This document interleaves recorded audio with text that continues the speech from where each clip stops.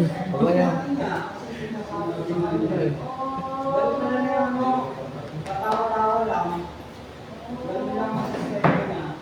Nangako ka siya kung kailan ibabalik sa'yo? Wala po. Puro katawa-tawa lang. Sige na. Tapos last Sunday ng July, doon, naman na siya. Alam niyo, nalalagay mo ka sa alam. Balik mo na yung cellphone. Hindi ko natawagan ng kapatid ko. Bago yung SIM card niya, mga yun, ginagamit na namin. Hindi ko na credit card ako. Ano pa na yung brand ng cellphone mo? Kakanin ka yung barangay niyan. Anong brand ng cellphone mo? Oo. Wala naman yung sabi niya, yung resibo. Eh, kapag alam mo po yun, pakatano mo ba? Okay lang. Bagay. Ang importante, ma-report mo na lang. Song sheet, isama natin 7. Meron na pinay, kaya ito. Anong number, Pastor?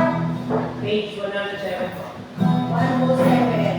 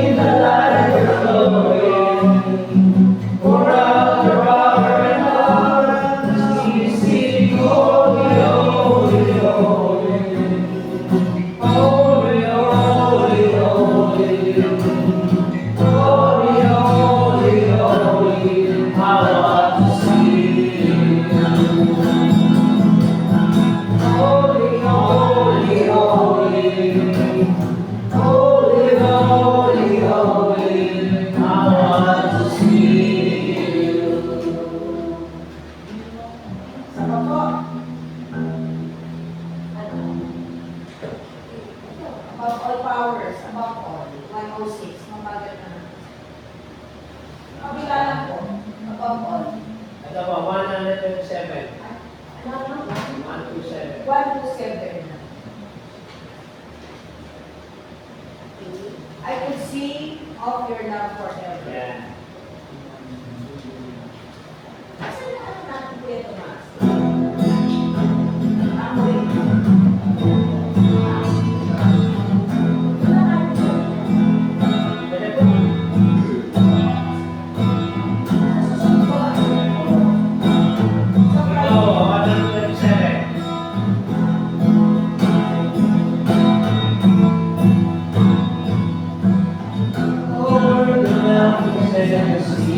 Your river runs me.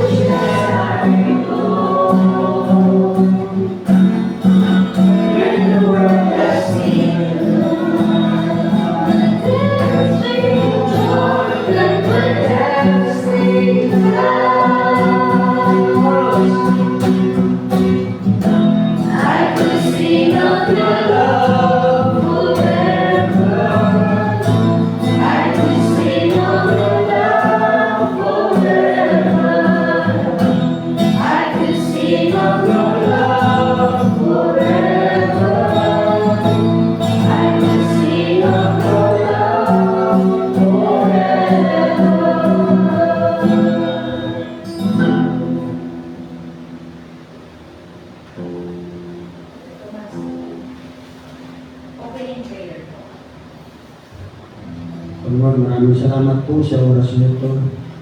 Ano po ay dito, telepon mo pang-aral sa mga salita mo, Panginoon. Salamat po Diyos sa mga isa na binigyan mo ng oras, Panginoon. Sa ganun din, Panginoon, ang aming mga kapatiran na pupunta pa lang dito, Panginoon. Ingatan mo sila, Panginoon, sa mga papunta dito. Kung makarating sila ng ligtas, Panginoon. Saka yung hindi makapunta, Panginoon, na kayo tulang bahala sa kanila kung nasa bahay ng Panginoon na ipaatingin sa Panginoon. Salamat po Diyos sa kabutihan mo po ang sa aming dalangin sa ngalan ni Jesus. Amen.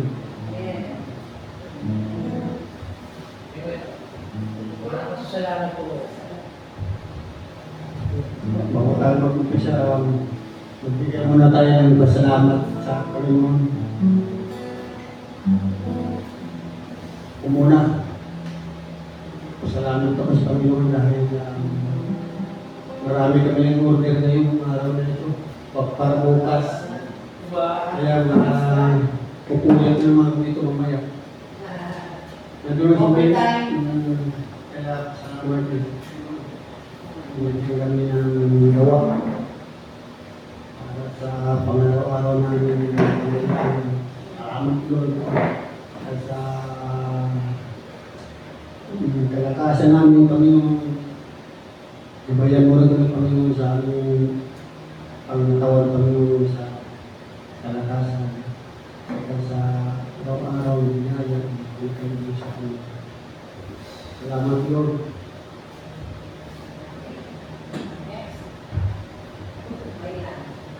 Nagpapasalamat po ako sa araw na ito. Maraming productive po sa trabaho. May meeting, tapos may good news.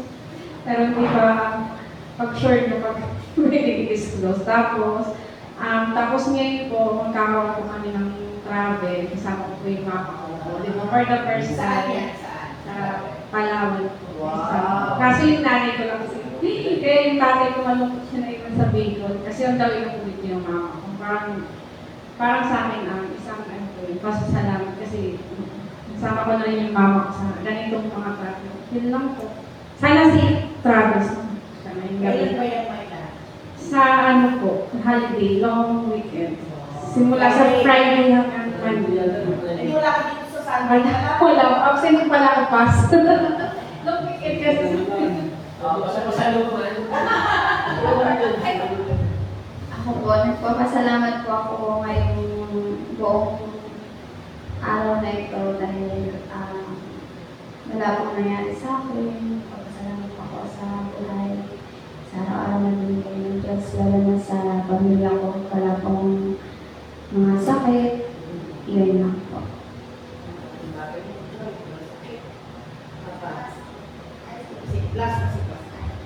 Ang magpapasalamat ako sa Panginoon dahil na survive natin uli ang araw na po. Tsaka yung magandang araw mo. Kala ko hindi ako dahil makakapunta ngayon dahil kanina medyo sa school ko lang namakas na yung framework. Kasi nagkaroon ng fogging bigla eh. So hindi naman ako makapag-stay sa loob dahil fogging ngayon. Kailangan ko talaga lumabas ng problema, medyo minit ang araw. Hindi okay. May mitang araw tapos niya. So medyo nag-stay kami na medyo matagal. Yun, pag ano ko, medyo yun nga, medyo nag-start na siya. Pero salamat sa Panginoon dahil pagsakay ko naman ng jeep, okay na ako, no? Tapos hanggang sa pagdating sa bahay, okay na rin ako. Ngayon, medyo papunta na ako ngayon parang tremor. Pero okay lang, kaya namang manage yan. Tsaka lagi naman ganyan eh, wala namang problema yan. So, ang importante yan, hindi tayo pinapabayaan ng Lord. Lagi tayo sinasamahan. Amen. Salamat po sa Panginoon. Nakarating kami dito ng maayos. At oo, kasi kanina, sabi ko, kaya mo ba, Papa? Napupunta ngayon. Sabi niya, okay naman ako. Naging salamat sa Diyos at nakarating uli kami dito ngayong prayer meeting. At saka, ano pa bang pagpapasalamat? Siyempre, yung araw-araw na pagkain, No, may pambili tayo ng gamot. No, sa mahal ng gamot ngayon, Joy, Diyos ko po. Eh talaga naman, lalagdating ka. Lalagdating ka sa mahal ng gamot, Ate Sophie. Pero salamat sa Diyos, nakakabili pa naman po kami ng gamot. At ng iba pa namin pangangailangan sa tulong na rin ni Chacha. Thank you. Ayan. Yung tatlong bagay na lagi kong nire-request sa Panginoon, bago kong matulog, at saka pagising ko sa umaga, yung tatlong yun. Yun nga, pag-iingat, diba? Dahil mga anak ko lumalabas ko, ako nga minsan, kala ko nga matatalisod, matutumba na ako sa daan Pero talagang sinisig pa rin ako. Kasi sabi ko, Lord, wala akong masabi. Oo.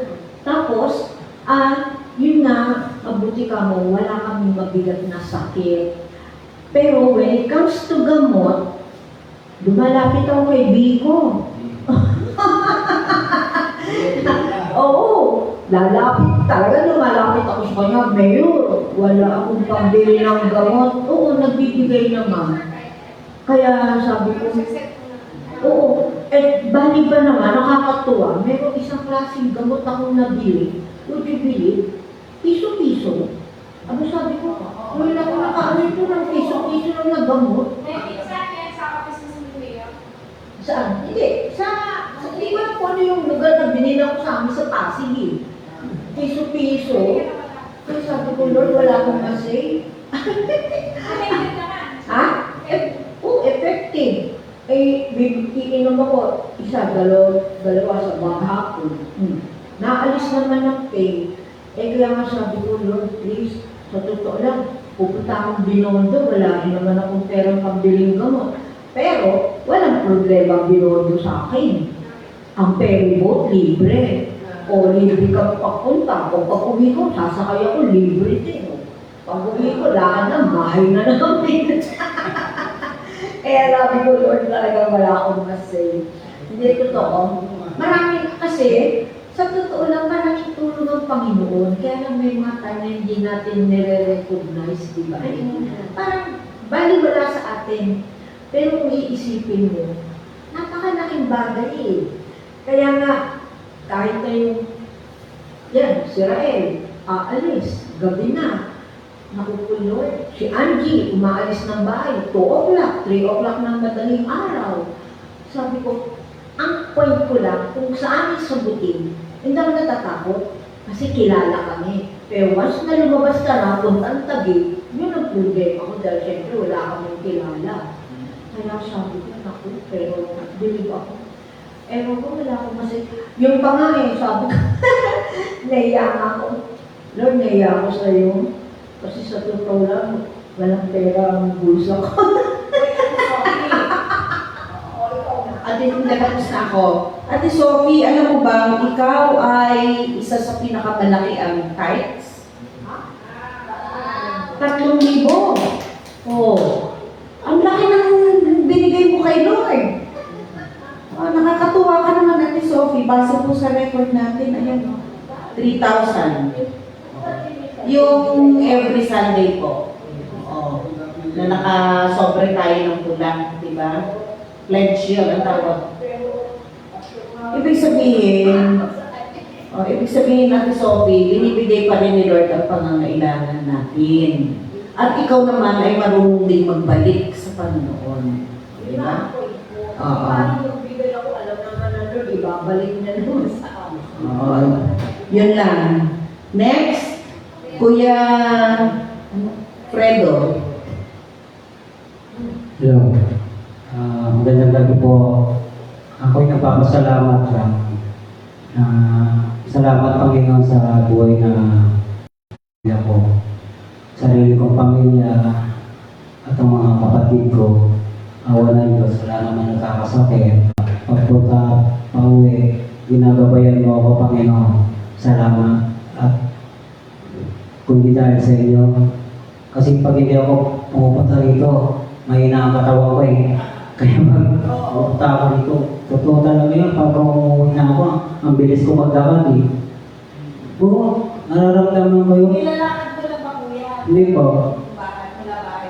Mula sa amin, i-bike ako. Tapos bababa ako overpass ng Titrangco. Ang kabalang sumasakay na ako ng Cabrera. Magtatambay mo na ako sa Pure Gold. Kasi hinihintay ko yung oras nagpapaano mo na. Kaya pag dumadala ako rito, masaya ang puso ko. Kasi mababait ako mga kasama pa rito Lalo na si Paz. Mabait din. Oo, Kobe ang dating ni Paz Parang huwag po kayo magalit Kasi parang tingin ko sa inyo, parang kapatid lang kita ng panganay Pero mas matanda ako sa iyo. Pero huwag ka magalit Parang hindi ako naniniwalang pastor ko Parang hindi siya pastor. Diba? Pastor ko Sa totoo lang, masaya ako rito. Pag naalala ko ni Ate Becca, ay Preto, inuunay niya pagkain. Lagi ako priorities. Kaya masabi ko doon, walang nakakagawa sa akin ito, kundi mga kapatira ko rito. Kaya salamat Lord, salamat. Joy, asan na yung request ko? Wala. Patay. Kasi ang kailangan ko lang yung picture Oo, yung CCTV, nawala yung Picture lang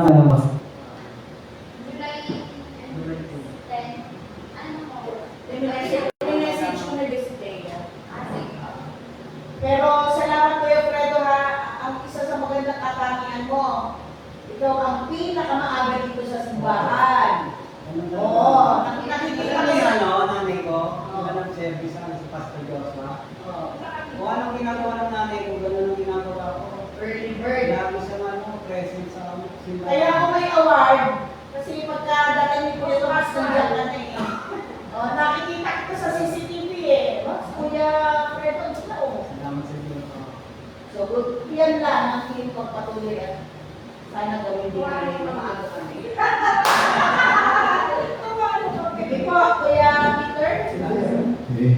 Salamat sa Panginoon at narating itong prayer meeting natin. Ang aking inaantay sa every Wednesday. Maraming pagdalo sa ating gawain at salamat sa Panginoon. Dahil lagi niya akong binibigyan ng malakasan at nilalaya ako sa mga hindi ka nais-nais doon sa madaling araw kasi bugin tayo yung pasok ko. Pasok ako ng 11:30 hanggang alas 3. Habang pinapapay naman yung nasa sa papunta hanggang Batasan Hills, dami namin nagdadaanan ng mga aksidente, panggaan, may nakahabulan. Dahil Pero kung na Kuya Peter, Patasan Hills, may susito ka na pasok.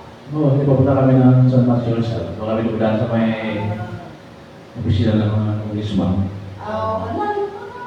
Oo, hindi malayo. Tapos, pagbalik na naman, gano'n din, dami mga manggahan dyan na aksidente dyan. Papasalamat sa Panginoon at hindi ako na-involve sa mga aksidente. Oo. Tapos, kahit kundi lang yung mga pagtulog ko, parang tulog na kami ng tulog bigyan naman ng Panginoon ng kalakasan ng aking katawan. Upang huwag pa lang ang aking trabaho sa aking pinubuhay ko talaga ng Panginoon dahil sinasagot na yung mga panalangin ko na naway gabayan ako lagi. At hindi lang ako, aking mga katabaho, pamilya ko. Kahit may nararamdaman ako, hindi nawawala. Hindi ko masyadong pinapansin. Pero pag pinansin ko, lalo nagkakasakit. And then lain ko lang sa panalangin. Salamat sa Panginoon. Yan lang po. Okay, thank you Lord. Pastor, kayo na po. Kung tatanong din niya. Ano po yan? Pastor, Pastor, naitanong ko sa iyo.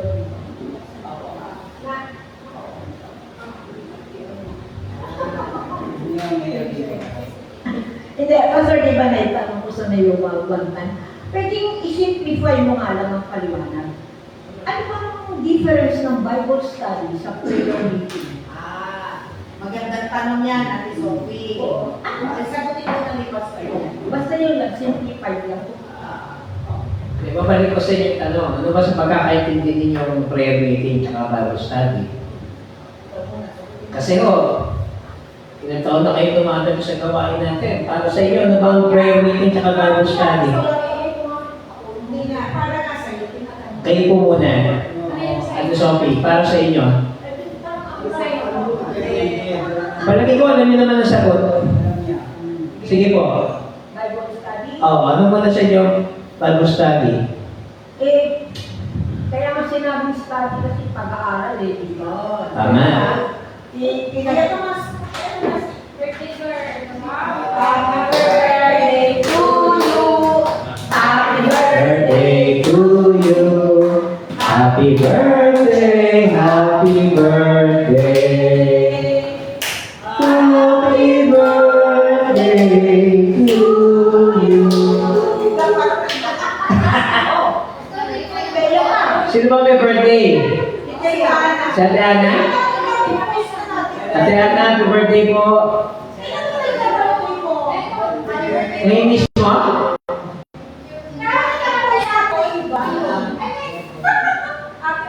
Kaya pala nabibideo ako yung kanina, Ate Ana. Okay. Kasi nakapost sa akin, Okay. Babalik ka rin doon. Pastor prayer. Babalik ko ulit. Babalik ko ulit. Pastor prayer. Pagkay mo na pastor. Oo nga. O sige. Dito po tayo. Talaga naman, hinatid lang pala na yung ating merienda sa birthday Ano ba? niya. Tayo ko na. 50. Sige po. Sige po tayo manalangin. O aming Diyos, na buhay at makapangyarihan sa lahat, kami po ay nagagalak at nagpapasalamat sa araw na ito na inyong pinagalaw sa aming kapatid na Ana ang panibagong buhay at lakas at bahagi po ng kanyang pasasalamat, ang kanyang pagdako sa inyong banal na tahanan upang makibahagi sa special at natatanging kaarawan ito. Panginoon, 50 years ng inyong katapatan at kabutihan sa aming kapatid na Ana. At dalayan ko pa po, unang-una ang higit pang kalusugan, kahulugan ng buhay, ang kasiyahan, at higit sa lahat po ang paglilingkod na ibinabahagi ng aming kapatid dito para sa inyong gawain sa inyong iglesia. Panginoon, dalangin po namin ang kanyang pamilya, ang kanyang mga mahal sa buhay, ang kanyang gawain sa araw-araw. At tunay nga, Panginoon, na napakabuti ninyo sapagkat narito ang aming kapatid dito na patuloy na nagtatalaga ng kanyang sarili at nagpapasalamat sa inyong harapan. Pagpalain niyo po at samahan ang aming kapatid na Ana mula ngayon at papasawala hanggan. At ngayon sa iyo, kapatid na Ana, tanggapin mo ang kapayapaan, ang pag-ibig, ang biyaya na nagmumula sa ating Panginoon sa Kristo. Magmula ngayon at magpasawala hanggan. Sa pangalan ng Ama, ng Anak at ng Espiritu Santo. Amen! Maligayang hati sa iyong kasiyahan, Diyos na siyang magpala ng mahabang buhay. Picture muna tayo. Kaya pala nag-video ako kanina si Ate Ana, nakita ko sa inyo. Tayo doon. Tingin tayo doon.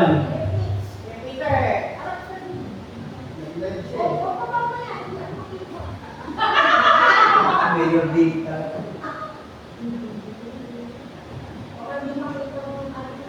Ate Lady.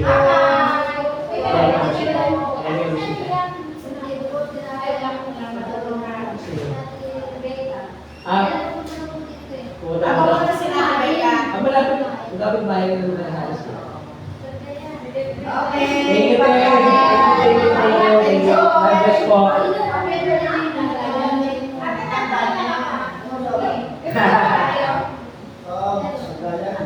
Bye-bye. Ang pangalan mo rin ni... gawain. Madam Vice.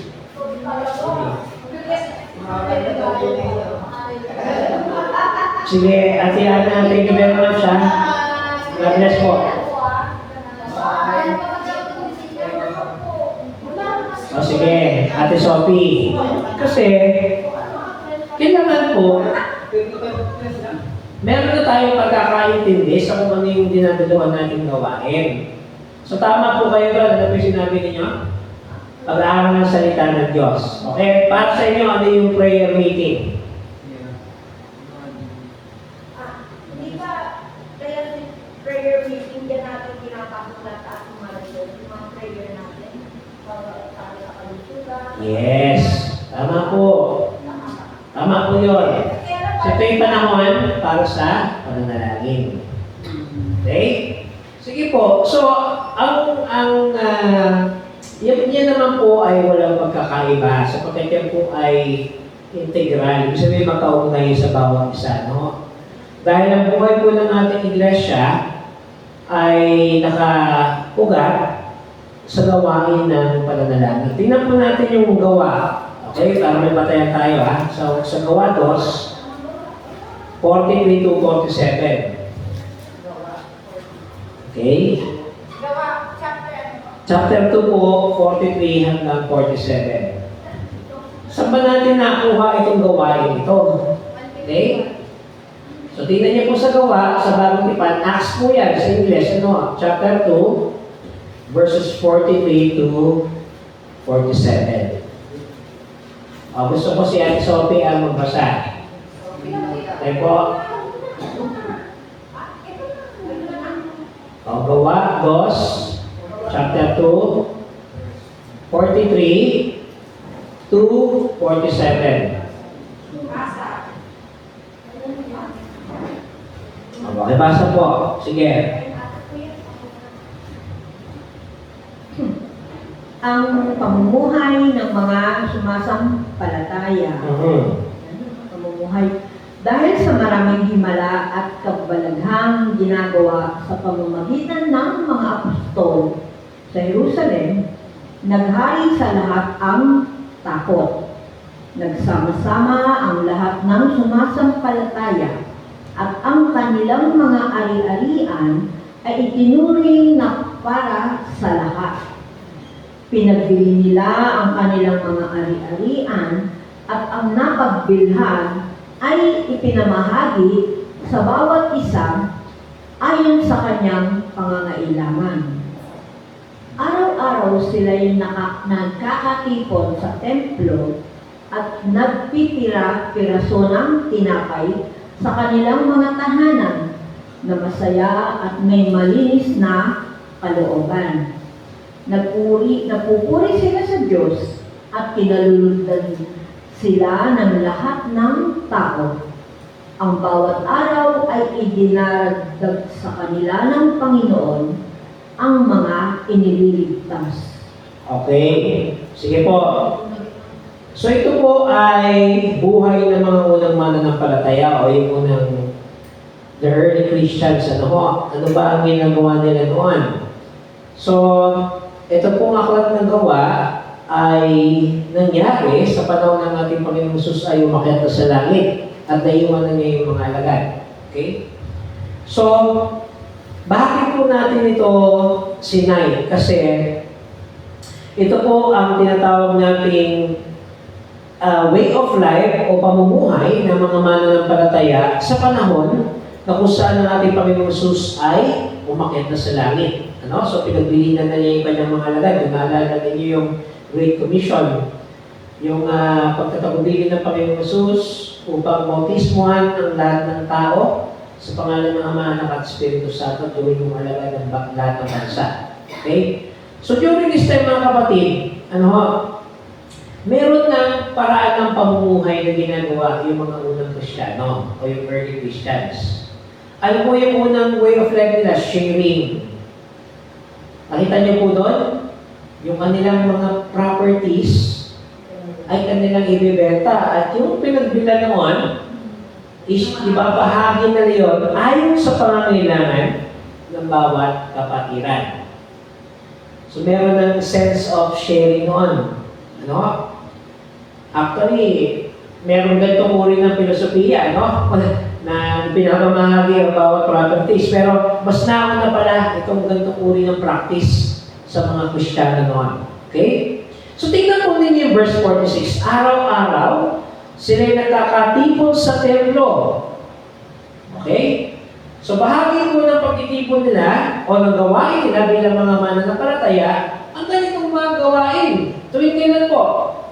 Araw-araw. Mas matindi pa rin yung nagawa nila dati.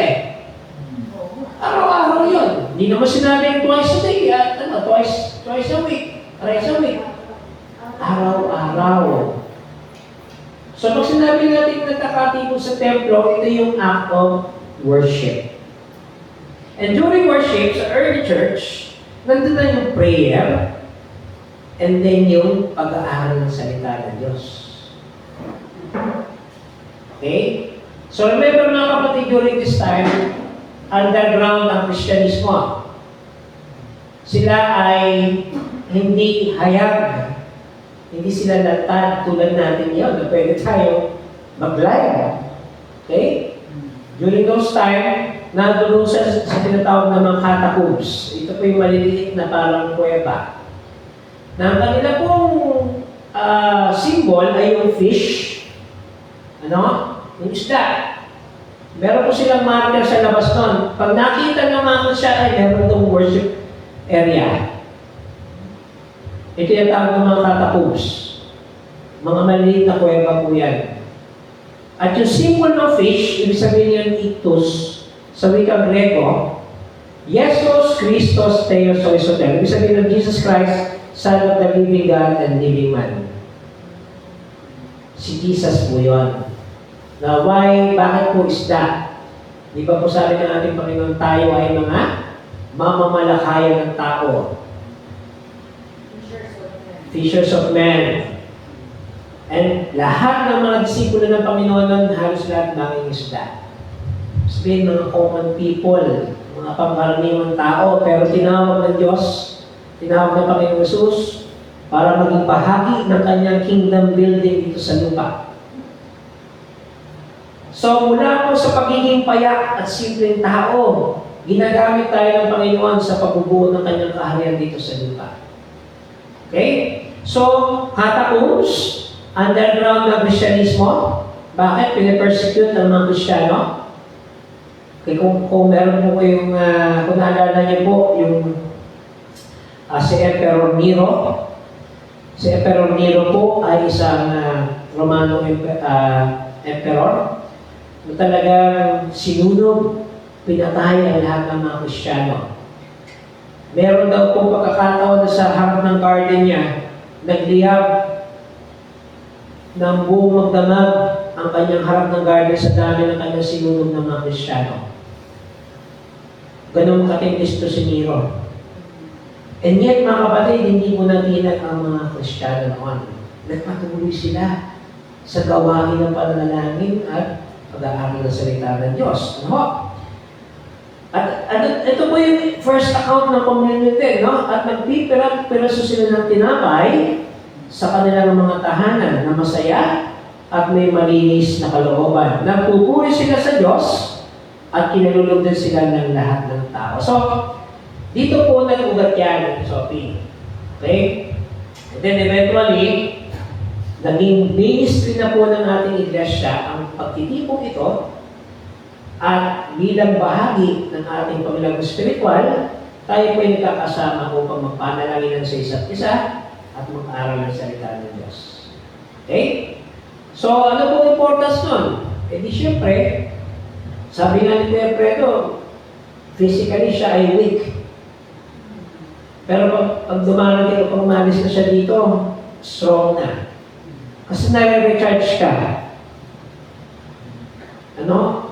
Dahil sa salita ng Diyos at ang panalangin ay nakakapagpalakas ng ating lupang pangangatawan at yung ating spiritualidad. O, bibigyan ka pa ng pamerienda, eh di syempre, yung physical body mo, nag-aaral ka ng salita ng Diyos, may pagkain ka pa. So, buo. Di ba? Kasi meron din naman mag-aaral ng salita ng Diyos na gutom pa. O kaya nag-iisip ka ng mga bagay na para sa mundong ito. Okay? So, yun po ang simple explanation at Sophie. Okay? So, ito po ay naging practice at way of life ng mga unang Kristiyano na ating pong ina-adapt hanggang sa ngayon. Dahil ang prayer life, ang pagninilay natin ng salita ng Diyos, ay bahagi po ng ating paglago spiritual. Nasagot po ba ito, no? Sophie? Nasagot po ba? So, hindi siya dapat, actually hindi siya magkaiba. Magkaugnay po siya. Okay? Siya po ay magkaugnay. Ang pananalangin at ang pag-aaral ng salita ng Diyos ay laging magkaugnay. Okay po? O sige, balikan mo tayo sa ating paksa sa gabi ito. Tingnan po natin ang sulat ng Apostol Pablo sa Galatia. Ay, sorry po, sa Efeso, sa Ephesians 6, 10 to 20. Ito po yung ating isa sa mga lectionary reading sa week na ito. Ano? Hello, Ate Beck. Good evening. Efeso 6, 10 hanggang 20. 10 to 20. Okay po, babasahin natin ang tugunan. Ano po? Sige. So, Efeso 6, 10 hanggang 20. Babasahin po natin ang tugunan. Ako muna mauna. Bilang pagwawakas, magpakatibay kayo sa kalakasan galing sa Panginoon at sa Kanyang dakilang kapangyarihan. Isuot ninyo ang buong kasuotan at ligma ng loob ng Diyos upang mapaglabanan ninyo ang mga pananan ng diablo. Sapagkat hindi tayo nakikipaglaban sa mga tao, kundi sa mga pinuno, sa mga makapangyarihan, sa mga tagapamahala ng kadiliman umiiral sa sanlibutan ito, sa mga hukbong spiritual ng kasamaan sa ipapawid. Kaya gamitin ninyo ang kasuotang panligma mula sa Diyos, sa gayon makakadala kayo sa makipaglaban at hindi araw na sumalakay ang masama, upang pagkatapos ng labanan ay maglalagpalit kayo nakatayo. Kaya maging handa kayo, ibigkis sa inyong baywang ang sintron ng katotohanan at isot sa dibdib ang baluti ng katwiran. Isuot ninyo ang sapatos ng pagiging handa sa pangangaral ng magandang balita ng kapayapaan. Lagi ninyong gawing panangga ang pananampalataya na siyang papatay sa lahat ng nagliliyab ng palaso ng diablo. Isuot ninyo ang helmet ng kaligtasan, gamitin ang tabang ng Espiritu, na wala ibang hindi ang salita ng Diyos. Manalangin kayo sa lahat ng pagkakataon, humiling at sumamo sa patnubay ng Espiritu. Lagi kayong maging handa at patuloy na ipanalangin ang lahat ng hinirang ng Diyos. Panalangin ninyo ako'y pagkalooban ng gustong pananalita, upang bumutang akong may kaya ang hiwaga ng magandang balita ito. Dahil sa magandang balitang ito, ako'y sinugo at kayo'y nakabilanggo. Kaya ipanalangin ninyo kung may pahayag ko ito ng buong tapang gaya ng karanapan. Okay. So again mga kapatid, ito po isang sulat ni Apostol Pablo sa mga taga-Efeso. Isang letter. At na-mention niya po dito na siya ay nasa state of incarceration or siya ay nakakulong. Ano po ba naging kaso ni Pablo? Eh di, ipinahayag niya na si Jesus ay Panginoon ng kanyang buhay. At siya ay naging daluyan ng pagbabahagi ng salita ng Diyos at ng Ebanghelyo. Kasi, ng mga panahon ito, ang Kristyanismo ay isa pa rin banta o threat sa pamahalang Roma. Dahil nabalitaan nila na si Jesus, bagaman ipinapatay ng mga Romano, pinako sa krus, nabuhay ng muli, at umakyat sa langit. At alam nilang dumadami ang mga mananampalataya at iglesia Kristiyana. So sabi nila, paano nangyari yun? Di ba sa gusto mong itigil ang isang samahan, kailangan patayin mo yung leader. Hindi nangyari yun. Mas dumami ang mga naniwala sa ating Panginoon Jesus. In fact, yung mga disipulo, sa first stage na kanilang paglilingkod, natakot talaga sila. O, kung naalala ninyo, sino yung unang pumunta sa libingan ng Panginoon? Si Maria Magdalena. Babae yun. Yung mga disipulo lalaki, takot. Kaya mas matatapang talaga babae. Ano? Mas buong loob ng mga babae, mga kapatid. Totoo yan. And kung inyong babalikan din, dumaan nga ang yugto ng persekusyon. To the point na lahat ng mga Kristiyano ay inaaresto, inotorture at pinapatay. And instrumental dito si Apostol Pablo sapagkat siya ang dating tagapatay at torturer ng mga Kristiyano sa katauhan niya bilang Saulo. Tama po, nalala niya. And then, nung na-encounter niya ang Panginoon sa Damasco, nagbago ang sitwasyon. Siya na niya ang tagapagpahayag ng salita ng Panginoon. At dahil doon, kinasuhan si Apostol Pablo at ikinalong. Okay? So, para magpatuloy po yung ministry ng iglesia, sa bawat lugar noon, kinakailangan niyang sumulat. At ito po ang isa niya sa kanyang mga sulat sa iglesia sa Efeso. Okay? Ngayon, sa pagkahalatan po, ito yung tinatawag nating spiritual warfare. Okay? Pag sinabi nating digmaan, mga kapatid, ito ay tunggalian sa pagitan ng tao at ng tao. Usually, yun ang ating pagkakaintindi, no? Sa conflict or contradiction between nation and another nation. No? Sa isang kaharian, patungo sa isang kaharian. Actually, dyan po nag-exist ang ating pong yung pag-inog ng ating mundo, ng bawat societies, no? Talagang dumaranas ng mga gera. At kinikilala yan ng ating banal na kasulatan. Kasi sabi ko sa akin na there is a time for war and a time for peace. So, reality na po, o katotohanan na sa buhay ng tao, na dumadanas tayo ng digmaan. Okay? Pero para kay Apostol Pablo, meron pang masigit tayong uri ng digmaan na dapat pagandaan. Ito yung tinatawag nating spiritual warfare. Ano kaya? Bakit kaya naging batayan dito ni Apostol Pablo? Okay? Sige, tingnan po natin. Para sa kanya, merong mga nakikita at hindi nakikita sa mundo nito. The seen and the unseen. Bakit? Tingnan niyo po yung verse 11. Isuot ninyo ang buong kasuotang pandigma na kaloob ng Diyos upang mapaglabanan ninyo ang mga pakana ng dyablo. Okay? Sapagkat hindi tayo makikipaglaban sa mga tao, kundi sa mga pinuno, sa mga may kapangyarihan, sa mga tagapamahala ng kadiliman, umiiral sa sanlibutan ito. Sa mga hukbong spiritual ng kasamaan sa ipapawid. So, nakita na po sa Pablo yung dalawang bagay na dapat natin tingnan.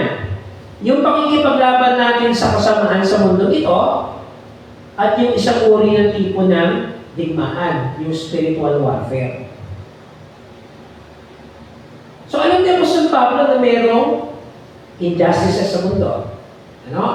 Meron pong gawa ng tao na kung kaya naging ganito yung ating paraan ng ating pamumuhay. Ano? Dahil merong nanamantala. Pero para sa kanya, meron din isang bagay na hindi natin nakikita na gawa ng dyablo. Merong spiritual forces na tinatawag. Okay, bakit po? dahil naniniwala tayo mga kapatid na hindi lang tayo nabubuhay sa material and physical world. Itong estado natin, this is a material and physical world. But remember mga kapatid, meron tayong spiritual world. At yun yung sinasabi ng ating Panginoong Kristo. At doon niya tayo inihahanda. Kasi itong physical at material world, pansamantala lang to. Meron tayong pangwalang hanggan. At batay po sa katuruan natin bilang mga mananampalatayang Kristiyan, tumatanaw tayo sa ganung paniniwala na merong buhay matapos ng kamatayan. So, after may tinatawag na afterlife. After ng buhay natin sa mundo ito, may buhay ulit sa spiritual world. Ano po yung classic example niyan? Naalala niyo po yung mayaman at si Lazaro na para talinaga ng Panginoon. Naalala niyo? Mayaman at si Lazaro. Si Lazaro po yung pulubi na araw-araw nakikita ng mayaman sa kanyang bahay. Nagkasakit, halos dilahan ng aso yung mga sugat niya. Namatay sa gutom at pagkakasakit.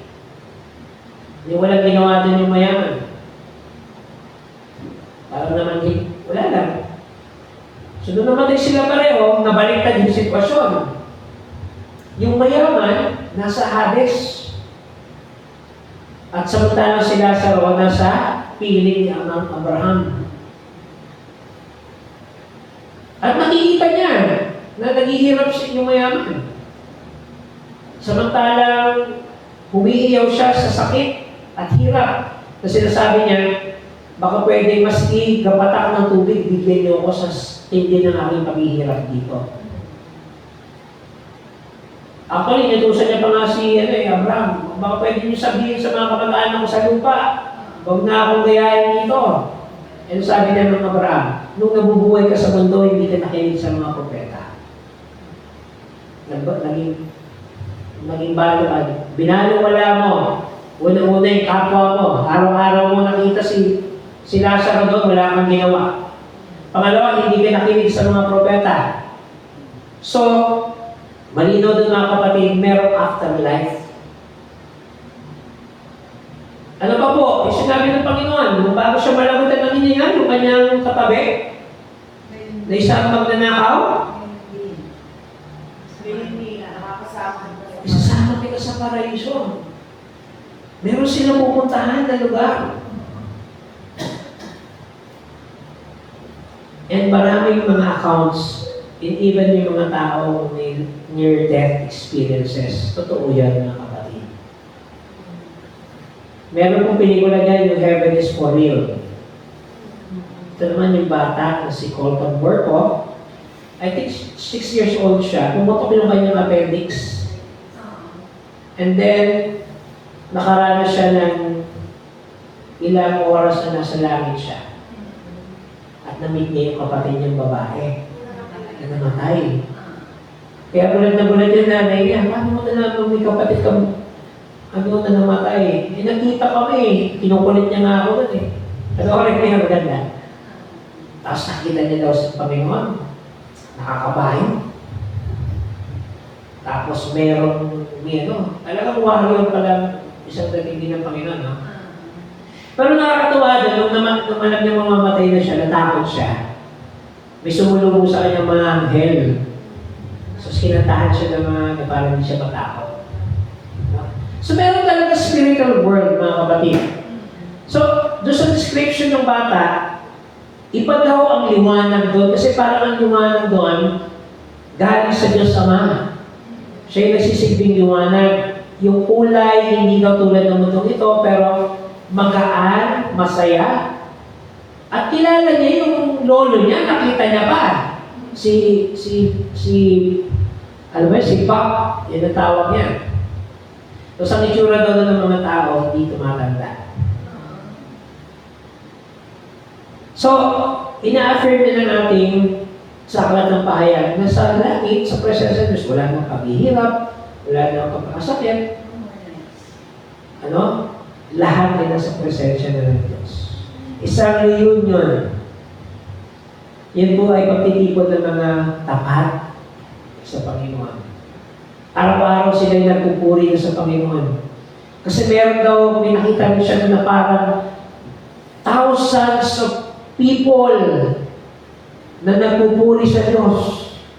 At maging ang mga halaman at mga bulaklak ay nagpupuri rin sa Diyos. Grabe, no? Oh.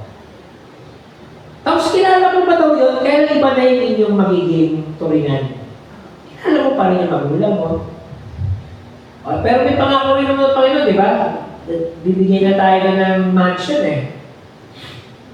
Yung mga hindi nakaranas nila ng mansion sa mundo, may naghihintay sa Panginoon na ano. So what's the point mga kapatid? Sinasabi niya Apostol Pablo na yung ating battle sa buhay, yung ating digmaan sa buhay, bahagi lamang yung ating physical struggles.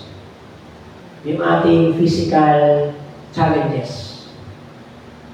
Para ihanda tayo doon sa spiritual realm. So bahagi daw po ng ating mga hamon at pagsubok na kinakarap sa mundo nito upang ihanda tayo sa mas malawak na digmaang spiritual. Okay, ano po yung mga sandata na narito? Tingnan nyo ha. Verse 14. Kaya't maging handa kayo, ibigis sa inyong bewang ang sintro ng katotohanan. At isuot sa dibdib ang baluti ng katuwiran. Isuot ninyo ang sapatos ng pagiging handa sa pangangaral ng magandang balita ng kapayapaan. Lagi ninyong gawing panangga ang pananampalataya na siyang pagpatay sa lahat ng nagliliyab na palaso ng diablo. Isuot ninyong helmet ng kaligtasan at gamitin ang tatak ng Espiritu na walang iba kundi ang salita ng Diyos.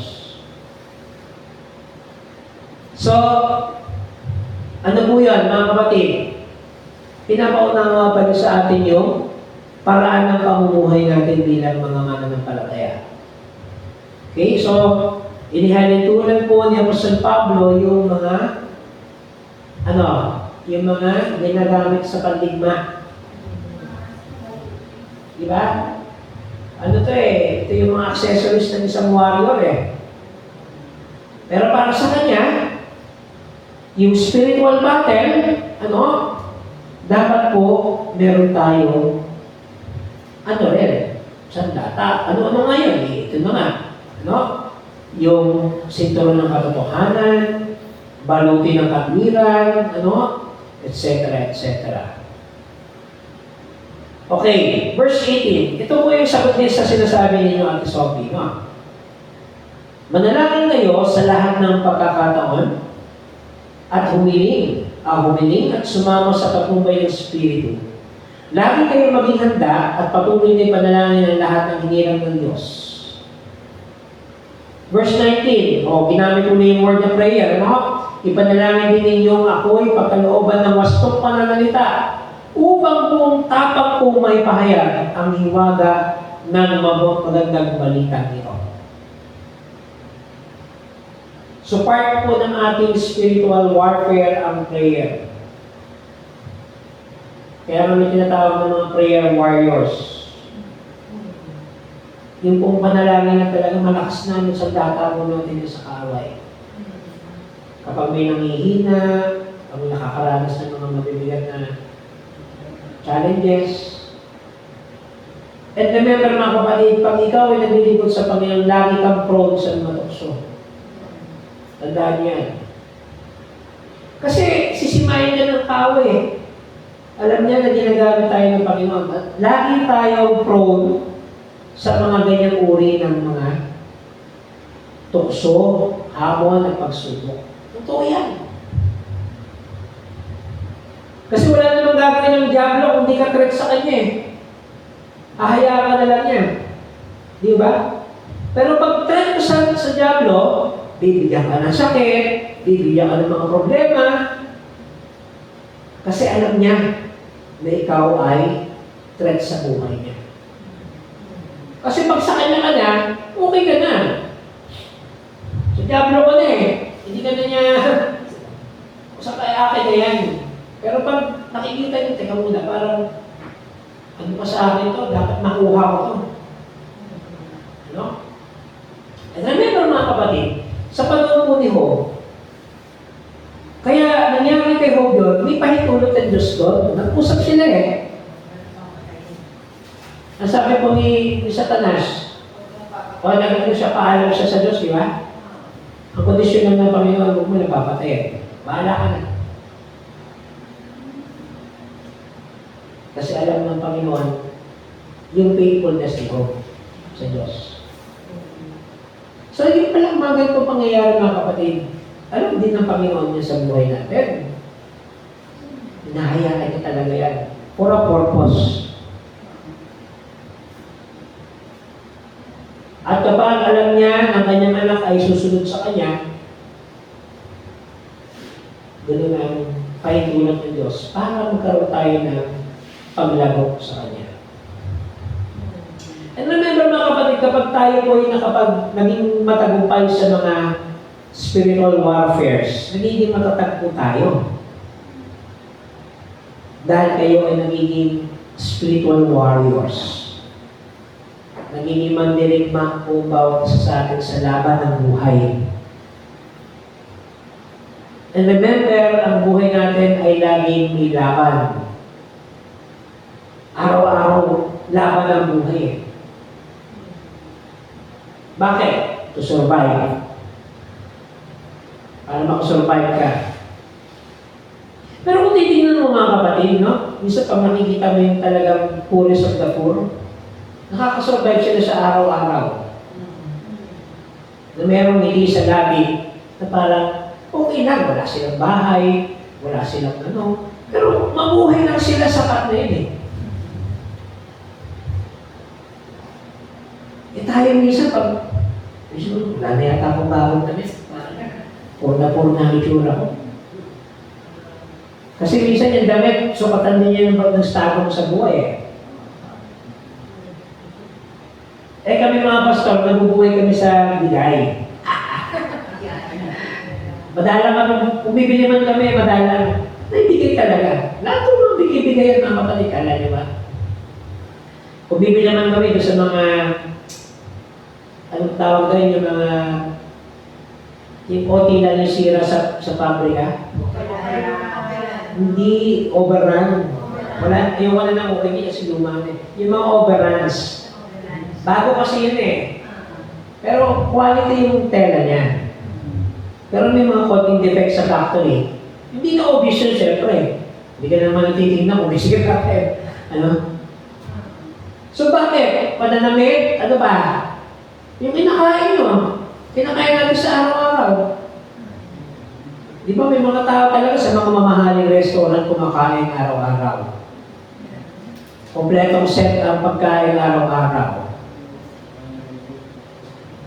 Pero tayo, masaya na tayo na makaraos sa pang-araw-araw natin. Makakain lang, ayos na yun.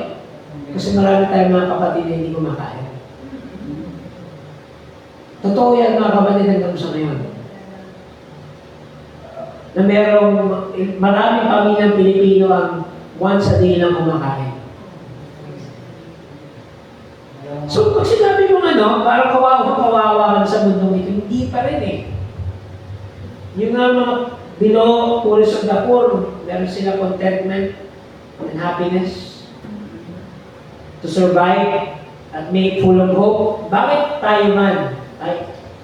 Tayo bilang mga mananampalataya, ba't hindi natin kayang gawin yun? So yung tinatawag natin yung mga challenges sa buhay, spiritual battles natin araw-araw. And pag na-equip po tayo ng ating Panginoon dyan, for sure, tayo po ay merong tagumpay. Victorious tayo sa araw-araw natin pag-arap sa buhay. And even yung victory niyan, doon sa kabilang buhay, magiging kumpleto yan at magiging ganap. And remember mga kapatid, meron pang great battle tayong mararanasan. Kasi pag dumating na yung panahon ng bumalik ang Panginoon Jesus, titipunin niya yung mga sa Kanya, iiwalay niya yung hindi. So magre-resurrect yung patay, yung physical body natin, bagong katangian niya. Ang itsura nun parang galing sa spirit world, magkukumbay yung ating katawan, pero bago ng katangian yun. And then yun yung final battle para durugin si Satanas. So nandun niya sa Revelations siguro sa other time, pag di ba meron po tayong planong aralin ng Bible from Genesis to Revelation? Siguro pag-usapan natin yan. Okay? So, nangangahulugan mga kapatid, ito talatang ito, pagpapaalala sa atin na tayo po ay maging handa. Mag-prepare po tayo sa mga battles ng buhay. Physical man yan o spiritual. Dapat equipped, ready ang bawat isa sa atin at tayo isasamahan ng ating Panginoon sa ganyang uri ng laban. Okay po? Sige po, baka may mga katanungan tayo o karagdagan.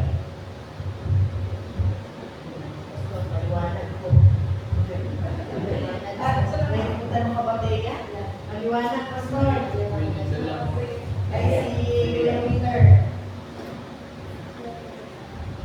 May tanong ko lang pastor sa napanggit mo na kasi totoo talaga yung samantalang namatay ka sa lupa, may aakit ka sa langit. Hindi naman kasi, hindi pa uso yung mga internet, iba yung mga sa Ilocano kasi Banawag, sa Bisaya, Liwayway. Ay, bakit siya? Oo. Yun ang binabasa ko noon. Liwayway natin siya. Tapos may nababasa ko ng mga istorya na namatay. Tapos umakyat sa langit. Tapos bumalik din sa lupa. Hindi ko akalain na nasubukan ko rin yung gano'n. No? Palagay ko sa pangatlong langit na yung napuntahan ko eh.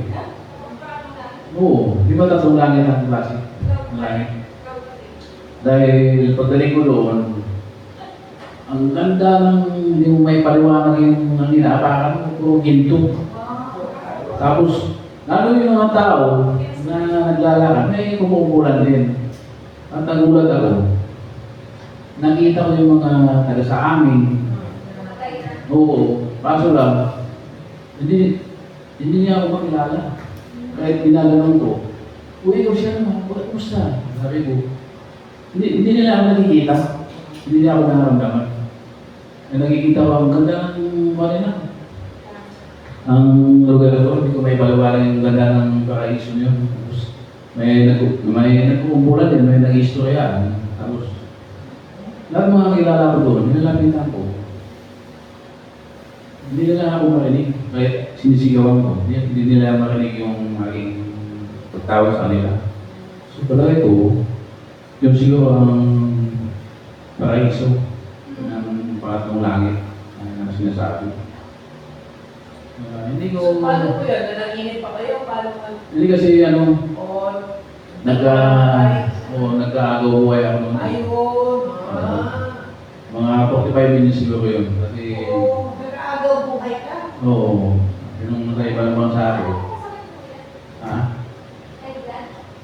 Hindi kasi ako ng biglaan. Sabi ko sa ama ko, dalhin ako sa ospital. Hindi niya ako pinagdansin. Mumilan ako sa inubahan ko noon.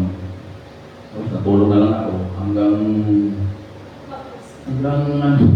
nakarating ako doon. Tapos paggising ko, nagulat ako. Dahil naligaw ng sobrang pawis. Tapos parang gumaan yung pakiramdam ko. Uhaw ako. Tapos pinilit yung buha ko. Minom ng halos umigit sa amin dito na inom ko doon eh. Pagod na pagod ako. Kaya pagkainom ko, namasmasan ako. Tapos, ginagamit ako sa sarili ko. Parang, buhay pa kaya ako? Mga isang natulog ako ng alas 9 ng umaga. Madaling nga ako nagising. Mga alas 3 na. Oo. Kaya nagulat ako. Ang pagkalam ko talaga, patay na ako. Kaya ginagano ko yung sarili ko. Naramdaman ako naman. Tapos nagsalita ako. Kaya hindi ko ma-explain yun. Paano kaya ako nangyari sa buhay ko? Tapos yung naramdaman ko na, parang biglang lumakas yung katawan ko. Muni-muni. Tapos akala ko umaga na. Hindi na lang yung oras. Tapos pala ng madaling araw. Naupo muna ako. Tapos natulog. Pulit ako ng oras na yun. At yung una naman yung pag-akit ko sa langit. Kasi nung binatili ba ako, nung nakasakit ako ng tiktas. Kasi minsan sa hindi ko yung nilalakad sa ospital eh. Hanggang bahay ko lang. Tapos, mga 11 p.m. siguro gabi. Tapos, biglang nasa ako sa mga ulap. Ganda ng gumagalaw yung mga ulap. Magana pakaramdam niya. Kung saan pakaramdam niya. Ay, yun na nga nakatulog ako. Hindi nga masama yung makialam ko. Hindi, nung nasa langit kayo, anong pakaramdam niyo? Magaan ba? Oo, magaan. Magaan, masaya. Umaapak ako dun sa ibaw ng ulap eh. Tapos, Nakita niyo yung city ng Diyos kasi ginto eh. tapos tinawag ako ni kung si San Pedro ba yun kasi malbas. Tapos sabi niya, hari na. Nakikita mo yung kahoy doon na patay, sabi sa akin. Opo. Yung may binukat niyang ganito, ang kapal na libro. Ako po like yun. Eh sabi niya, habulin mo yung patay na kahoy doon, pag nahawakan mo na yun, makabalik ka na sa lupa. Sabi niya gano'n. Kaya, ang buwan ko ng takbo ang hawakan mo sana yung patay na kahoy, nawala. Tapos biglang nagising ako. Nung nagising ako na, hindi ka may paliwanag yung nangyari sa akin, oo. May mga bagay talaga hindi mo may paliwanag. Oo, hindi ko makalimutan talaga yun. Opo. Tinawag ng nanay ko. Near-death experience. Yun na yun. Totoo yan. Yun na po yun. Yung sinasabi natin Kuya Peter. Okay. Kaya lang hindi niyo patayin kasi. Oo, siguro. Kaya nung... Sa iba, pag na-encounter na ng Panginoon, sasabihin talaga, hindi mo pa oras. So, bumalik ka muna sa inyo, sa lupa. Sinasabi na lang. Totoo po Yes. may yung recipient na yung indian ko po kasi nagkakwento siya sa amin. Minsan nag-iisipin mo at nag-isip lang, pero mismo siya talaga ang nagsabi na yun nga na namatay na siya, matay na yung indian ko eh. Sabi niya, wala na talagang ano siya, nagkasakit siya ng malumay, kagaya ng pinikwento ni Kuya Peter, na talagang patay na siya. Tapos, alam mo ba, Pastor, na sabi niya, nakausap niya daw ang Panginoon. Sabi niya, bumalik ka, hindi mo pa kaya ngayon, hindi mo pa oras ngayon. Alam mo ba, Pastor, pagising niya, uhaw na uhaw siya, ang haba daw ng nilakad niya. Pero napakaganda daw sa langit, sabi niya. Napakaganda ng langit, sabi niya. Doon mo makikita walang ang alwaras daw. Pagbalik niya dito, nung gumising siya, Pastor, uhaw na uhaw siya. Kaya yung pinakinggan ko yung kwento ni Pareho. Parehas na parehas kasi nung siya talagang patay na siya. Iniyakan na nga siya ng pamilya nung baby, yung bagyan ng babae. Pero yung mga bigla siyang nagising ba na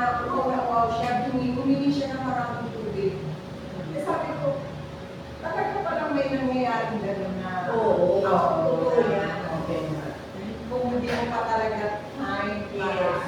may pagkakataon mo pa talaga. Kuya Joey na lang. Ang dami na gusto ng aksidente nito. Oo. Hindi niya patay yan. Tama yan. Ito talaga, buhay na patotoo. Ang hindi talaga. Saan niya? Ayan, ikaw muna bago ako. Pero yung sa akin naman, ang pinikwento lang din sa akin kasi nangyari doon nung bata pa ako. Kasi wala pa ako. Parang pinumbulsyon daw ako. Tapos sinabit ako sa hospital. Tapos doon dineclare akong clinical dead.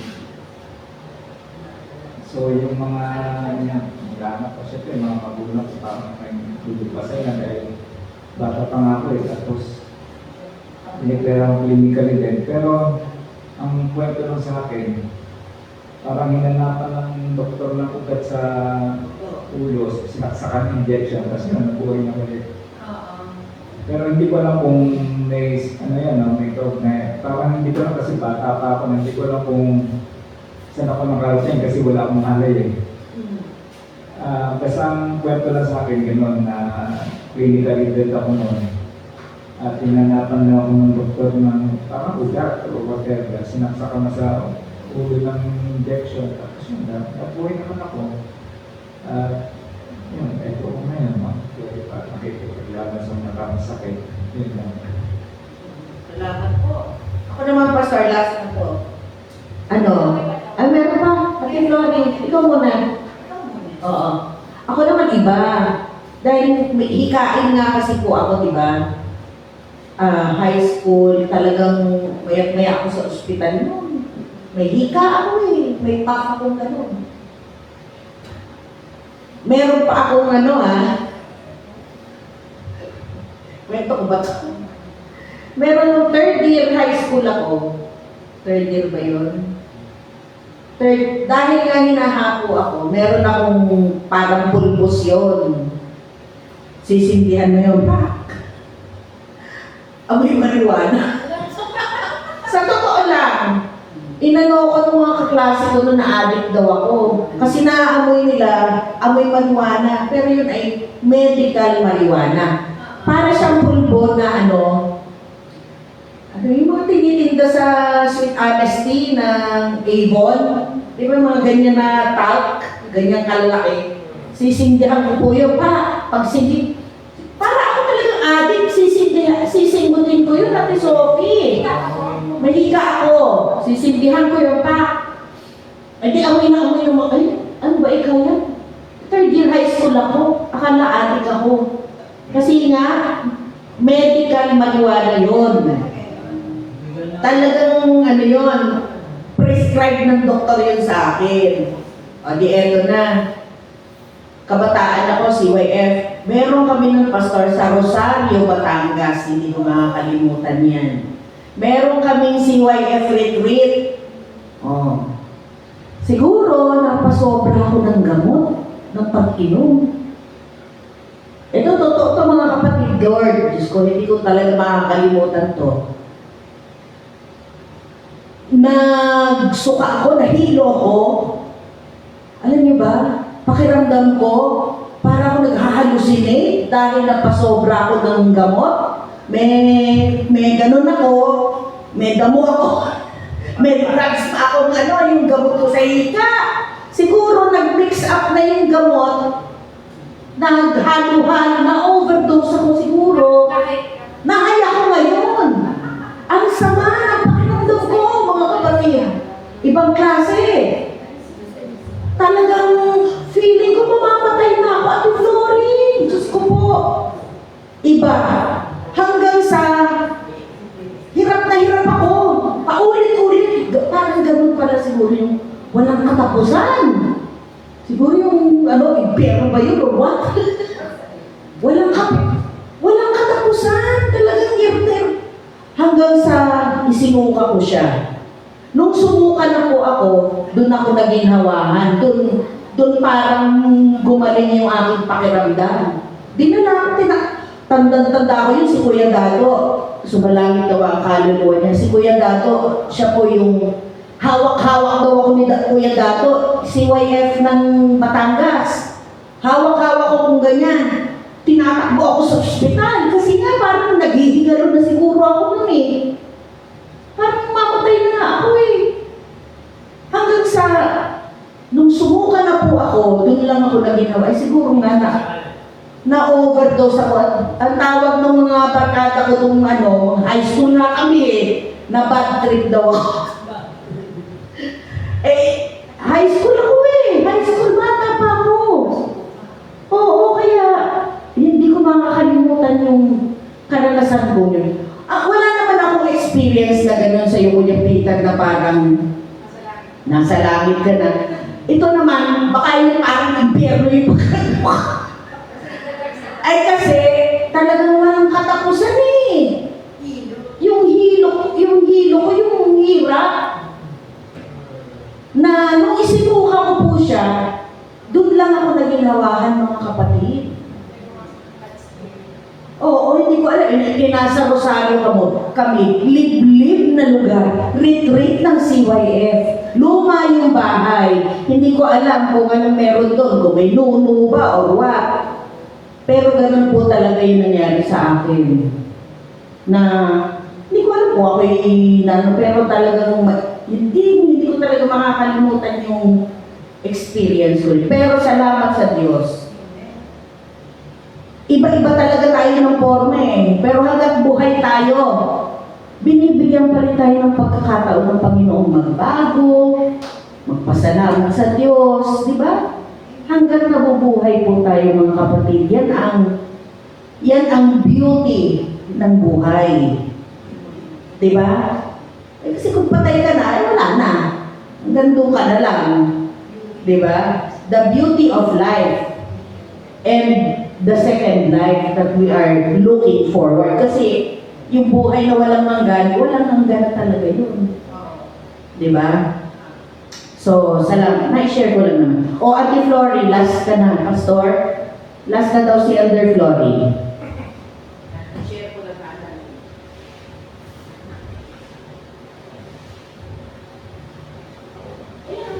Sensya na ho medyo mahaba lang. Hindi kasi yung tungkol sa sinasabi ni Pastor na yun nga yung mga digmaan ng buhay.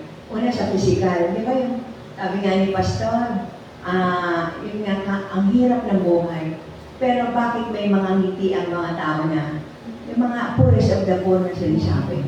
Dahil andun ang kanilang pag-asa eh. Hindi naman dito sa buhay lang na ito. Kundi lalo na yung mga mahihirap din naman na ng palataya. Bakit may mga ngiti sila sa labi? Dahil pangako naman ng Panginoon yun eh. Hindi kita pagkukulangin. Ibig sabihin makakaraos tayo sa biyaya ng Panginoon. Hindi mo lang maano pero bawat araw, bakit andito pa rin tayo? Hindi lang sa buhay natin, kundi napakarami talaga tao naghihirap ngayon. Andoon ang biyaya ng Panginoon. Ang sabi nga eh, yung mga ibon, hindi sila nagtatanim. Pero bakit sila nabubuhay? Andoon ang biyaya na hindi nagmamaliw na bigay ng Panginoon. Pangalawa po, yung spiritual warfare, ang ating mga digmaan yung sa ating spiritualidad. Maraming mga tukso, paghihirap. Pero kung tayo ay kakapit sa Panginoon at isusuot natin ang mga promise ng Panginoon, yung kanyang kalakasan na yung sinasabi breastplate of righteousness. Kasi pag napagtagumpayan mo yan, talagang andun ang tunay na victory ng isang Kristiyano. Kasi hindi lang yan sa yung talagang natin sa buhay, kundi mararamdaman mo ang ugnayan mo sa Panginoon pag ikaw napagtagumpayan mo yan through God's help din, na tayo ay hindi hihiwalay sa ating Panginoon, sa kanyang grasya sa araw-araw. Na ayan na yung ating mga espiritual na pakikibaka sa buhay. Napakasarap na tayo ay laging nakaugnay sa Panginoon sapagkat kahit kailan hindi niya tayo pababayaan sa mga hamon ng buhay na ating nararanasan sa araw-araw. At pangatlo po, naalala ko po ang tatay ko nung nabubuhay. Kasi ang lolo ko po, yung lolo ko sa tuhod. Kasi lolo niya di lolo ko sa tuhod. Yung Balsamador po ng Malaya yan, ang aming lolo sa tuhod. Ngayon, meron isang pangyayari. Malaya, opo. Tagal na yan eh. Si Lolo Ingo, yung tatay ng aking lola. Lolo ko nga sa to. Ngayon po, nag-istorya ang tatay ko. Diyan sa Harrison. Kasi hindi nga inimbalsa mo. Kasi parang na ano lang na tulong na nilagay sa kabao. Na parang mga isang araw lang ata o ano. Alam niyo po, Pastor, di may mga musiko. Siguro isang araw pa lang yun ang pagka-istorya ni tatay. May mga ng kape na nagpapakulo. May mga Eh ngayon, bigla daw, bumukas yung takip ng kabao. Gumano daw yung kamay. Gumanyan. Maya-maya biglang bumangon. Nagtakbuhan. Diyan nga sa Harrison. Nagtakbuhan yung mga nakikilamay. Yung wala parang in-deep sleep, alam niyo, Pastor. Gumanyan, gumanyan. Hindi naman ang tatay ko eh. Talagang istorya yun ng lolo yung mga sa tulog. Gumanyan daw. Ang papa ko sa Veronica. Ang papa ko sa Veronica, ginontak na siya. Sabi niya, punta na daw ng PGH, Pasay, pinuha na nila. Bangkay na, naantay na lang yung parang mga 24 oras na patay na yun. Tapos, dinala na sa Veronica. Pagdating sa Veronica, i-imbalsa mo na, biglang tumayo eh. Ano yun? Tapos buhay pa dito, pero malapit na. Hindi.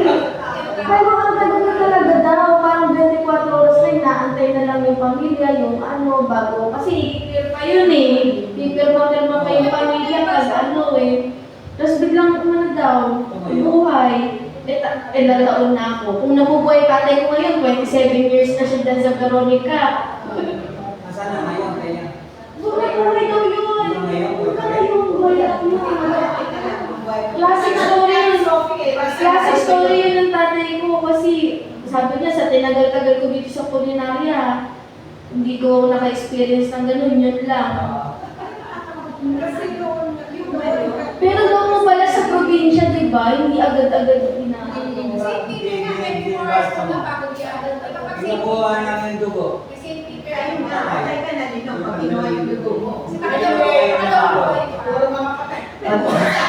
Tapusin ko po. Tapusin ko ito. Ayun na po. Papatay mo na tayo. Pero nakakapagtangan naman yun Dahil, kumbaga, nasa sa taon. Ngayon, nung biglang gumapang daw yung kamay, nagpulasan yung mga tao. Tapos, hindi, naalala ko lang yung istorya ni Peter. Uhaw na uhaw daw siya. Pareho din. Uhaw na uhaw. Hindi na tubig. Isipin mo, yung anak na, hindi nga lumapit eh. Tumakbo rin eh. Pati mo na nakatawa. Hindi pa inimbalsa mo, imbis na matuwa. Buti na lang, hindi ko ina-ibalsa mo. Hindi nagalaw yung katawan. Actually, marami totoo talaga yan. Iwaga talaga yan, pero totoo. Ang pinaka-mabilis ang share lang. Pinaka hindi ko malilimutan na nangyari sa akin. Kasi di ba, sila papa ko namatay sa COVID. So, ang time na yun, nag-positive din kami. Ako talaga, kami ni Mama binantayan kasi may comorbidities kami. At the same time, asthma. Di parang third day ng laban na talaga namin yun, hindi na ako makahinga. Ang higa ko, ang tulog ko na lang yung nakasandal na ako sa bahay. Kasi sabi ni Mama, Pastor Josh, kahit ano nangyari, hindi namin dadalhin si Teo talaga sa ospital. Kasi iba ang niya na eh. Di gano'n na ako, hinga na ako. Sabi ko pa kay Pastor Inate, parang di ko na kaya, parang susunod na talaga ako kay Papa. Kasi suka na ako, sumasabay yung asthma ko. Ganun pala pag COVID, kung ano yung sakit mo, dun yung mag-trigger. Hindi ko alam kung panaginip ba yun o ano ba. Parang, alam mo, kwento ko sa ikala Ninaw te, parang may nagsundo sa akin 3 matanda. Isa doon, yung lolo ko, kakamatay lang dito, 1 week lang nung gap. Pagpasok namin dyan, ang nilabasan ko bigla, ito na, tapat na niyang, yan, yung gate na yan, netong church. Tapos, may nagbukas sa akin na, hindi naman katandaan na lalaki. Binuksan niya, sabi ko, sino ka po? Sabi ko sa kanya, taga dito po mo sa simbahan. Sabi ko, hindi po kita kilala. Sabi niya, pasok ka. Pagpasok ko dyan, pagbukas niya yung puti niya, ang liwanag. Ang liwanag,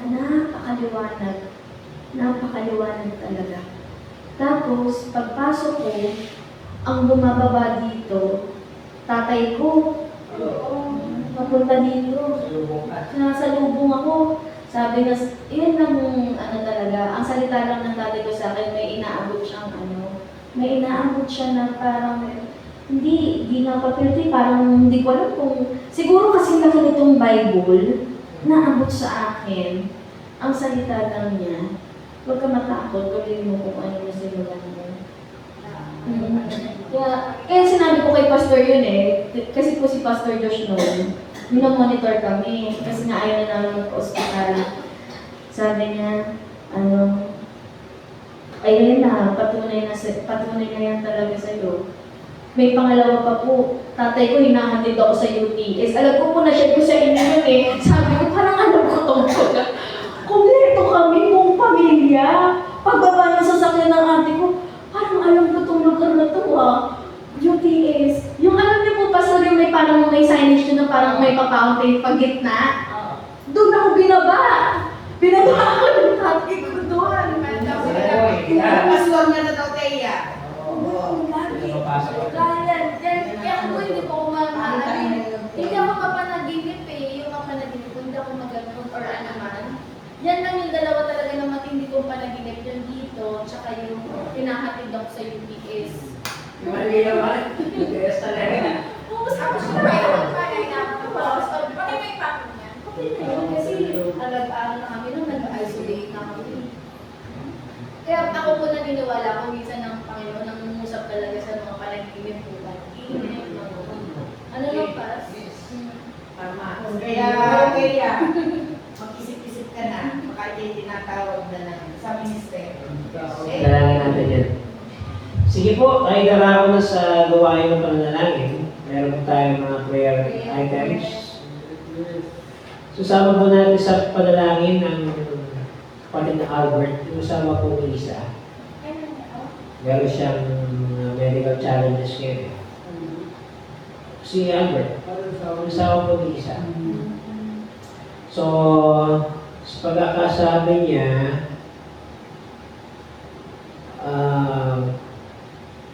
basta meron po siyang mga testings ngayon. Ano ba yun? Bioduct ba yun? Saan? Oo, yun, bioduct. Actually, nabanggit na rito ni Pastor Joshua, nung Sunday na nagsabi sa kanya si Isa. So kung naman kinamusta ko ni si Isa, sinabi na niya sa akin. So may parang baray yung bioduct niya. Ano man sa Tagalog yun? Lapay? Hindi.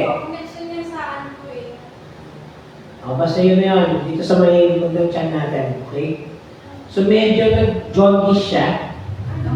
Ikaw. Ano siya? Tube that carries bile from the liver and gallbladder. Yung ba connect ko sa liver and gallbladder? Ayan. Yung So, pancreas. Yung the small ulcer. opo. So, yun ang itinitreat sa kanya ngayon. Okay? So, sama natin sa kanya. So, medyo okay naman na, pero kailangan na i-monitor. Siyempre, kagagaling lang nila sa operasyon ni Isa. So, may panibagong challenge ulit sila sa kanilang kalusugan. And of course, yung pong iba nating mga kapatid na may sakit, Teya, Joey, napapatuloy na papalakas. And, Sa GC natin, Pastor, ito. okay. Si, ano po, Panalangin po natin si Kiana, yung kasi ano daw, sumasakit din ang tiyan. 3 weeks na po. Yung anak po ni Jazz. Oo. At sana ay, oo, ipanalangin natin na gumaling na itong batang to. 1 month na observation daw. Oo. Tapos po, ipanalangin din natin, wala na. Okay. Basta yun po ang ano dito sa ating group chat. No? Si Jazz ang nakalagay dito. Si Kian, si Albert, Brother Albert, sino pa? Sino po? Si Pastor Joshua. I-admit na naman ulit. Pero sa mga procedures pa na. May mga procedures pa rin. Oo. Ano ba sa pastor eh? Malagihay mo siya. Hindi pa siya talagang ano, no? Oo. Fully recovered, hindi pa. Oo. Tapos, ano pa po? Siyempre, panalangin po natin ang ating gawain sa linggo. Tayo po ay merong bisitang pastor. Si Pastor Exchange Pulpit. Si Pastora Grace sa, Magan. At kayo naman po, Pastor, ay sa Sukat. So, Exchange Pulpit sila. And then, may gawain ba ang ating kabataan, Joy? Sa Sabado? PEP, Teachers Empowerment Program. At sana magtuloy-tuloy, Joy, yung mga bata na sa Sunday School. Ang dami nila ng linggo, sana naman yung maging regular pa rin ang kanilang pagdalo. Oo. Sige po, so ang gagawin po natin, Kuya Tomas, ikaw ang leader ngayon Paano ka natin gagawin? Kanya-kanyang prayer na lang tayo. Silent prayer. Tapos, sabihin mo na lang, Kuya Tomas, ang ipapanalangin natin. Oo. Ayan po ang microphone. Yung mga may sakit, kayo na po ang magsasabi mo. Natandaan niyo po ba? Ayan po yung microphone. So, tayo po lahat ay tatapusin po ng ating pastor ang panalangin natin. Okay? Tandaan mo ba, Kuya Tomas? Sige po. Sige. Si Teya na lang. Oo. Gawin po natin yung ano may magagawa niyo. Ay magagawa ang Diyos. Alam ko may magagawa ang Diyos. Kung ako'y magtatapat, sa Kanya'y maglilingkod. Alam ko may magagawa ang Diyos. Tayo lahat ay manalangin. O Panginoon na dakila at makapangyarihan sa lahat, kami po ay muling nagpapasalamat sa natapos na gawain. Maraming salamat po sa presensya ng bawat isa, Panginoon, at muli amin pong itinataas sa inyo ang bawat concern o dalangin ng kapatiran, Panginoon. Ngayong gabi, Panginoon, aming itinataas sa iyo ang aming kapatid na si Kiana. Panginoon, pagalingin mo po siya, ano man ang kanyang karamdaman, Panginoon, sa kanyang tiyan. Ikaw po ang patuloy na magbibigay ng kagalingan. Ano man po, Panginoon, ang pinagdadaanan ng batang ito sa kanyang pag-aaral, ang pressure sa school, Panginoon, sa kanyang mga guro, ikaw po ang magbibigay alalay, Panginoon, sa batang ito.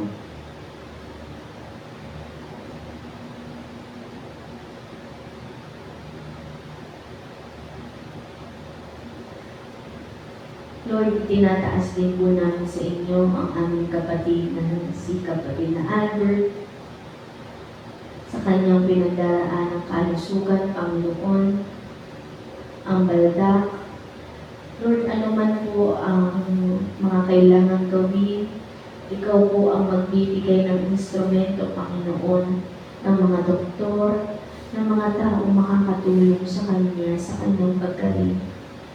Samahan mo po nawa ang kanyang pamilya, maging si Ate Isa na nagpapagaling pa po sa procedure na nangyari sa kanya kamakailan. Maging Panginoon ang kanyang nag-iisang anak na si Jambo. Ikaw po, Panginoon, ang maglukob ng banal na dugo sa kanilang pamilya.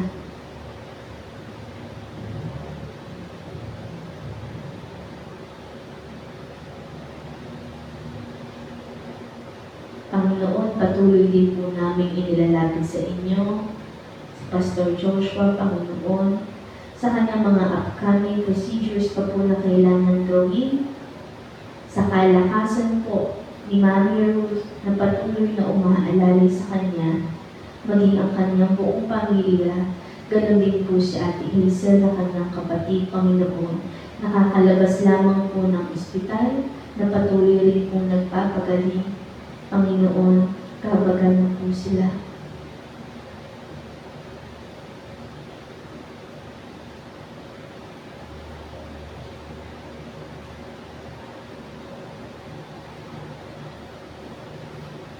Panginoon, patuloy po namin itinataas sa iyo si Elder Joey, Lord God.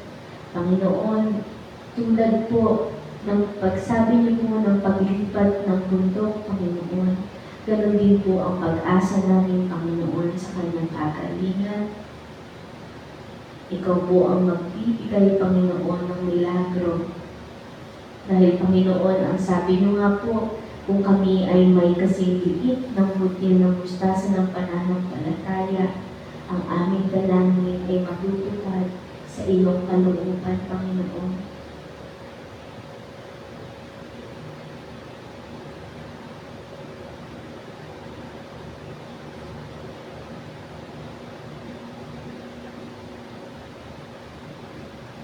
Panginoon, ganun din po ang inyong lingkod, ang asam ng kagalingan, Panginoon, na nagmumula sa iyo, ang aking pong hinihiling, Panginoon.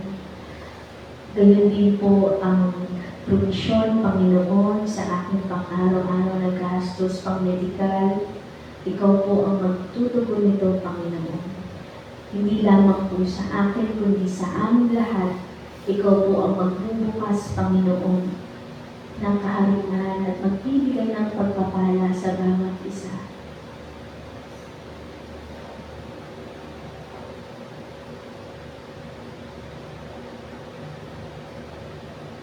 Panginoon, dinataas din po namin sa inyo ang parating na pag-travel ni Ate Myla at ang kanyang magulang, Panginoon, papuntang Palawan. Lord, traveling mercy be upon them.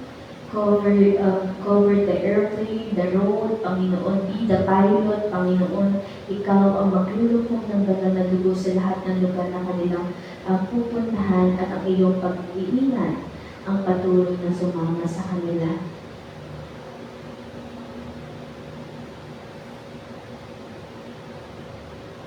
Panginoon, itinataas din namin sa iyo ang aming Pastor Henry.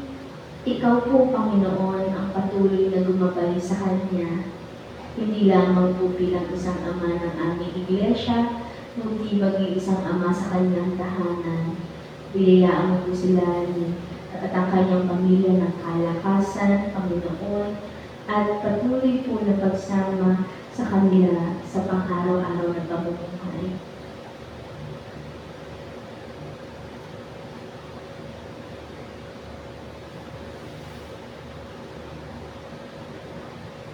Panginoon, itinataas din po namin sa iyo ang mga gawain ng aming iglesia. Panginoon, nakikita mo rin po ang estado ng financial ng aming simbahan. Lord, minsan hindi ka po nagkulang sa amin. Ikaw po ang patuloy na magbibigay at magpupuno ng pangangailangan ng aming iglesia. Patuloy mo po nawa, Panginoon, gamitin ang iyong mga instrumento na makakatulong, Panginoon, sa aming mga financial crisis na nararanasan ngayon, Panginoon, sa aming iglesia. Ganyan din, Panginoon, ang mga usapin na pandaigdig, Panginoon. Ikaw ang patuloy, Panginoon, na maglukob sa aming bansa, sa mga namumuno, Panginoon. Nawa ang kaayusan at kapayapaan sa mga bawat bansa na nagkakaroon ng gera, Panginoon. Panginoon, ang mga natural disaster, ang Bulkang Taal, ang mga napapalibutan nito, Panginoon, maging ang impacts na sinasabi nila, Panginoon, na nagiging agresibo, Panginoon, ilayo mo po kami sa kapamakan na ito.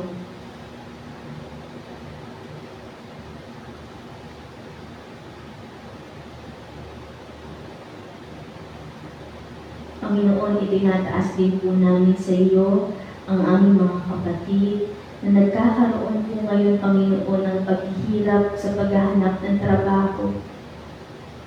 Ang mga kapatid namin na patuloy na naghahanap ng justice, ng kapayapaan, Panginoon. Ikaw po ang manguna at ang katotohanan, Panginoon, at ang lahat ng mga desisyon ay nais po namin maging kalugod-lugod sa inyo.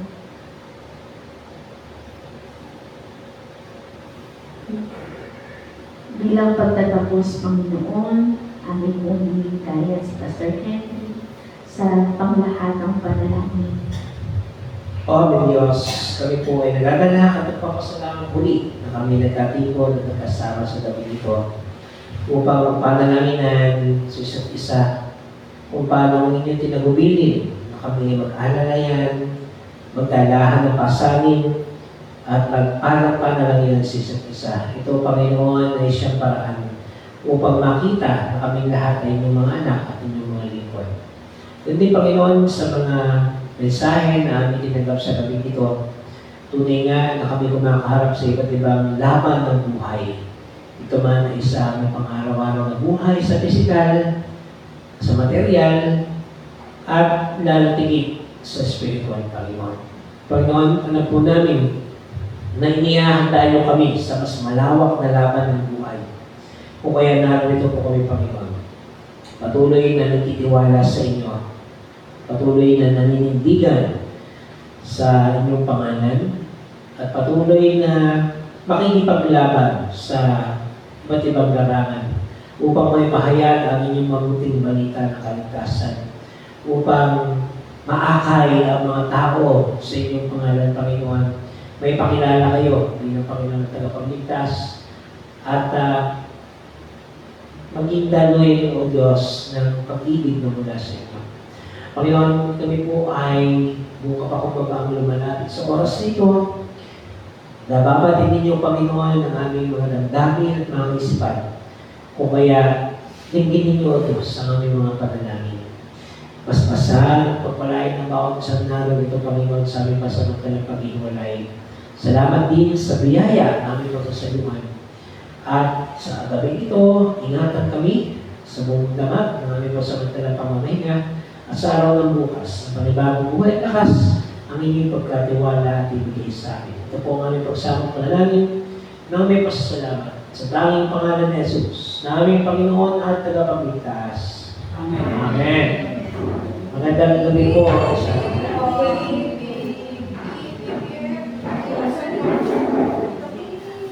Giving, gladly, day by day, giving.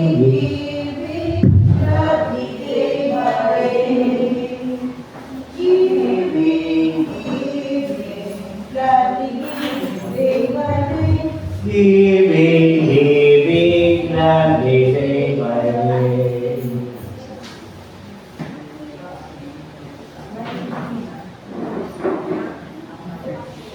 Ayan.